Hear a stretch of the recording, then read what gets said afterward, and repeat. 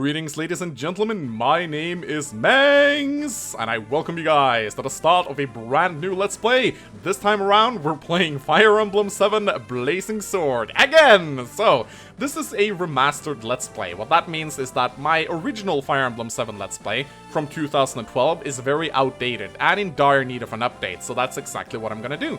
I made a video on the channel a couple days back where I asked you guys if you thought this would be a good idea, and the response that I got was unexpectedly overwhelmingly positive.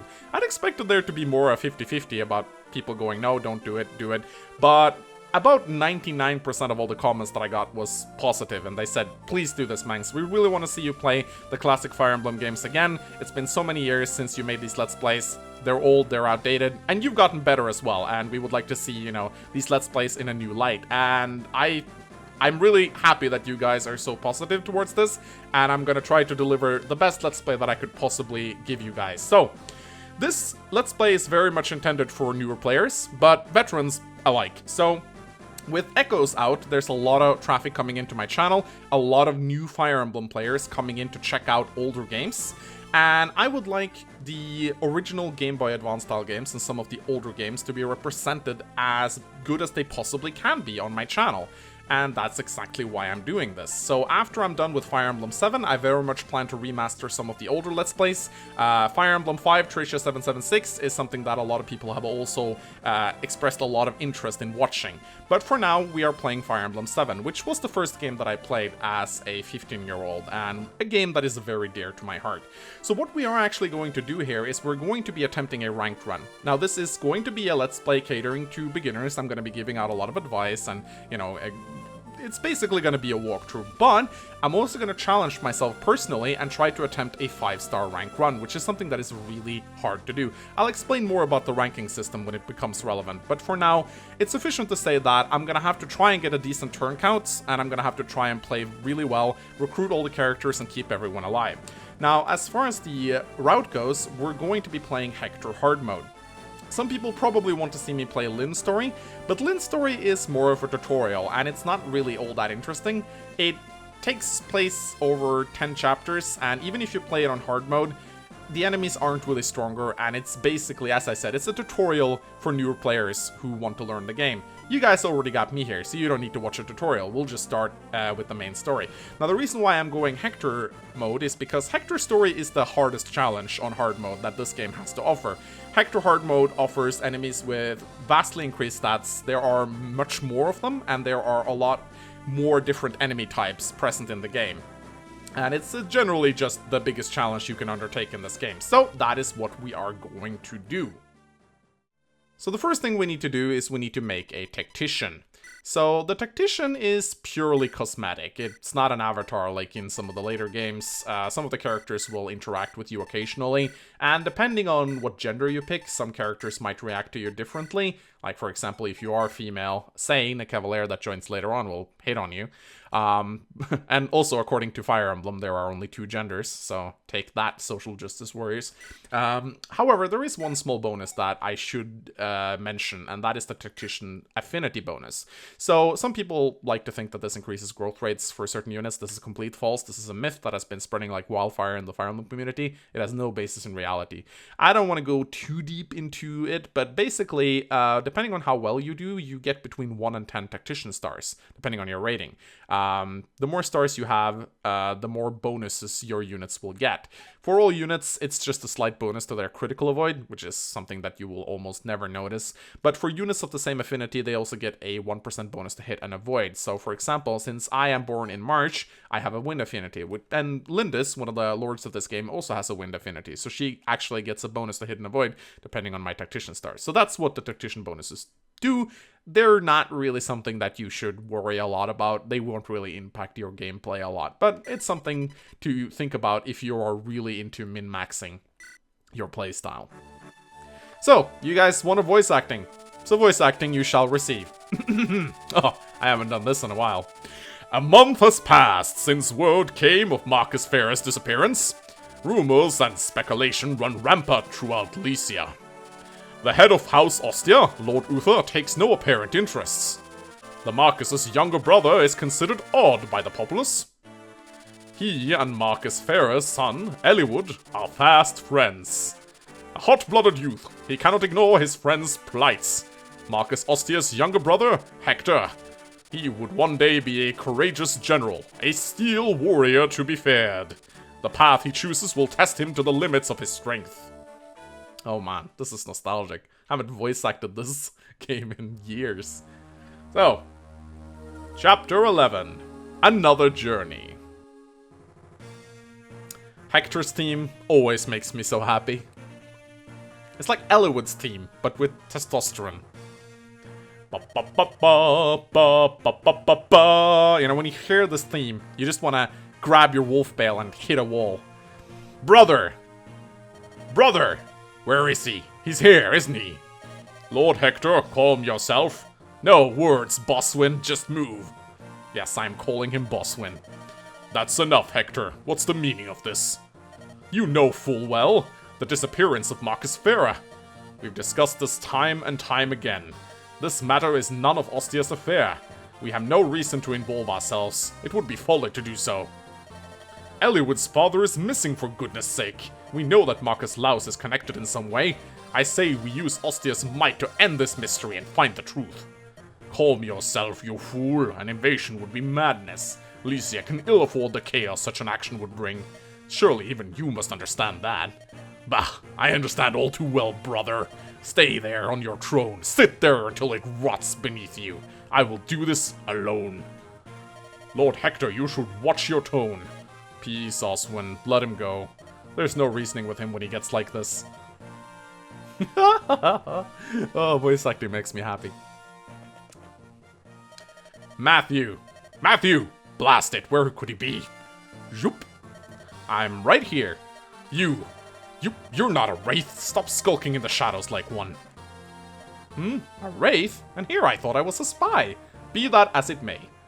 As my lord ordered, here are your travel rations and your beloved axe. And I purchased the silence of some royal guardsmen. You're free to slip out the rear entrance and vanish. Well done, Matthew. Try not to let my brother discover my absence too quickly. What? I thought I was going with you. You're a bigger fool than I imagined. Did you think I would trust my brother's spy? Who knows when you would turn me in for some favor? Where I go alone. Shh! Keep shouting and you'll go nowhere. Every guard in the palace must have heard that. Enough! Do not try and follow me. I did not imagine you would find me so untrustworthy. Professional hazards, it seems. Watch yourself, young master. Shoop! I love how Matthew just disappears. Huh? He gave up too easily. I don't trust him. The time has come. I gotta get out of here and rendezvous with Eliwood. These bags, what did Matthew put in these things? This is ridiculous, even if it was packing for two. Huh? Come out. I know you're there. Even regular soldiers have the ability to pop out of nowhere, it would seem. Who are you? Too dumb to speak? Makes no difference to me. Move out of my way or I'll run you through. I never actually understood if he killed him or not. Ha! My lord, stay your arm! It's me! Who, Matthew? I was sure you were one of them. Well, I'm not. I'm one of me. And I would prefer to remain in one piece. Your fault for jumping out of nowhere. Now tell me, what are you doing here? Huh? I sensed that something was wrong and came to your aid. My aid? I'll accept that answer for the time being. So, what should we do? About what? About the fellows between us and the way out. I'd say there are 7 or 8 of them. To make matters worse, they seem highly competent. I know you're quite confident in your martial abilities, but I'm not the strongest sword arm around, and well, if you've something to say, Matthew, then say it. We could abandon the rear entrance. I'm sure the royal guardsmen would be happy to aid us, and never. That's what I thought you would say. All that's left is to avoid getting killed, right? You can go back if you want. In your own words, my lord, never. I'm with you, wherever that may lead. Right, then let's give them a good thrashing and get out of here. Alright. Whew, I had to go get myself a Pepsi Max. I completely forgot the amount of strain that voice acting puts on your vocal cords. Oh my god, my throat hurts. Anyway, this is the first chapter in Hector's story. It is a Hector mode exclusive map, and on hard mode, this map actually takes a lot of people off guard, because it's actually pretty hard. There's a lot of enemies here. You only got Hector and Matthew, and they're both pretty weak at this point during the game, and there's multiple paths you can take, and this map is quite a brain tease with some risk-reward components added into it. Of course, if you played Lynn's story, you could have leveled up Matthew and had him be higher level, and that definitely helps this chapter out a lot, but I didn't do that, so we're playing this hard mode style. Anyway, so let's talk about the characters first and foremost. Again, this Let's Play is sort of intended for semi-new players, so I will be going a little bit in depth about each character. People have asked me to do this. So this is Hector. He is the main character of the story, and he's a pretty good one. Hector is very popular in the fan community. People often refer to him as one of the best lords next to Ike. And I definitely understand where the praise comes from, because Hector is quite a powerhouse early on. He combines the defenses of an armor knight with the offense of a fighter. And he's not really that slow either. He's actually pretty fast, considering his whole gimmick is that he's slow and powerful. Hector's bases are pretty darn good. He has very decent base strength and defense. And since he starts out as level 1, he has many levels to grow, and he'll most likely reach pretty high stats in all areas, maybe except for speed and skill. And, of course, resistance. Hector's growth rates are all really respectable, being the main lord. They are pretty high across the board, and higher combined than most other characters in this game. In particular, his hit points, strength, and defense growths are all amazing, whereas his speed and luck and resistance growths are pretty low. Now, one stat that newer players may not be aware of is the Constitution stat. This represents your character's physical size. The more Constitution you have, the heavier weapons you can use without losing speed, which is nice. Hector can pretty much use every single axe in the game without getting slowed down by it, with the exception being steel axes and brave axes and some more advanced axes that we will have access to later on in the game. I find Hector to be a very competent unit. He has access to hand axes, which allows him to retaliate at range, which is more than 2 other lords of this game can say. And now I'll actually be doing something very controversial, something that I think a lot of people will be very angry about, but I think it's also going to spark a lot of discussion in the comment section. So from this point on, with every single character in this game, I'm going to be giving them a star rating. From 1 star all the way up to 5 star, with 1 star being terrible, 2 stars being below average, kind of lackluster, 3 star being decent/good, 4 star being above average, very decent units, and 5 stars being an excellent unit. That, 5 star units will pretty much carry your team. So with Hector, I am going to give him 3 out of 5 stars. Now, I'm pretty sure a lot of people might get surprised by this. I'm pretty sure many people in the community would rate Hector a lot higher. Some would say he may be a 4-star unit, maybe even 5 stars. But the reason why I don't rate Hector higher is because, yes, he is really strong in the early game, but he will walk around for a long majority of this game as a level 20 unpromoted unit, because he doesn't get his promotion until chapter 29. And he'll be a complete liability for a long part of the game. He'll be target practice for enemy mages, and he'll just run around being completely useless for a very long while with his 5 move. And when he promotes, he doesn't even get 6 move, he retains his 5 move, which is really, really bad. So that is why Hector is only a 3-star lord. He's a lot higher than the other 2 lords, which we'll get to later, but I only consider him a 3-star unit. Now, he does have a personal weapon, the Wolf Bill, which is a really good axe. It is effective against cavaliers and armor knights, or pretty much anything on horseback, even though it says in its description that it's effective against infantry, for whatever reason. I don't know why this is. It's reasonably light, it's very accurate, it has some crit built into it, and it has very good might, which is tripled against, of course, armor knights and cavaliers. The Wolf Bill will be your ticket to get out of here, because you'll be facing a lot of really strong armor knights and cavaliers in the early game, and even the boss in this chapter, I think, can only be damaged by the Wolf Bell, so it's a really important axe to have. So, let's talk about Matthew, the other character you get in this chapter. Matthew is your first thief, and he'll be pretty much a must-have, or a must-pick, or a must-field, I should say, in the early chapters of the game. You do get another thief later on, but he won't show up until chapter 20, which is 9 chapters from now, so you'll pretty much be forced to use Matthew. Thieves are very essential in Fire Emblem 7. They can steal items from other units, they can open doors and chests, which is very much needed, And as far as the unit goes, Matthew isn't bad. Sure, his base stats are a little bit shaky, but he has a very good 70% speed and 50% luck growth, which means that his avoidance will be insane after a couple of levels. He will pretty much reach a stage where enemies won't be able to hit him anymore, and this is very, very useful. As a fighting unit, Matthew can actually become pretty good if his 30% strength growth doesn't let him down. I rate Matthew a 4 out of 5 star units. Now the reason why he gets 4 stars is because he's pretty much a must-use early on, because there's so many items you need to steal, and you have to steal them actually. The first guiding ring you get needs to be stolen from a boss, and you'll need Matthew to get a couple speed points so that he can reliably steal from enemies, because you need to have equal to or higher speed than your opponent in order to steal an item from them. So for that reason alone, Matthew is a 4-star unit, simply because he provides so much utility early on, and you don't really have an option to not use him until you get the second thief in the game, Legault, which comes in 9 chapters later. So yeah, Matthew, ladies and gentlemen. So, let's talk a little bit about the boss of this chapter. This boss is named Wire, and one thing that is really important to note is that on Hector hard mode, enemies will get varying stat bonuses that are random every time. So if you restart, his stats will be different. You get roughly about between 1 to 3 points on every single stat, randomly distributed. Now, if Wire has a defense score of 15 and a hit point score of 30 or higher, he can't be 2-rounded by Hector's Wolf Bill. He'll actually take 3 hits to go down. This is very detrimental if you're going for a ranked run, because you'll spend 1 extra turn trying to bring him down, and he hits pretty hard. So he can actually kill Hector if Hector's injured prior to going into combat with him. So it's actually advised that you restart until you get a Wire that doesn't have 15 defense or 30 hit points. Just something to keep in mind.